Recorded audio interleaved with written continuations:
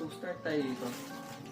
Loose na natatakot ko dito sa start tayo dito sa loose na nakuha ko sa Surugaya. I think last day ko na ito nakuha kasama na ito. So, start na tayo dito kasi wala pa namang box. So, 1,980 yung yen kung nabili. So, loose siya, nabuksan ko na actually. Ang naka-packaging ito sa tingin mo. May scan, yung parang scanner siya. So, pag nilabas mo sa shop, punta ka kung dito.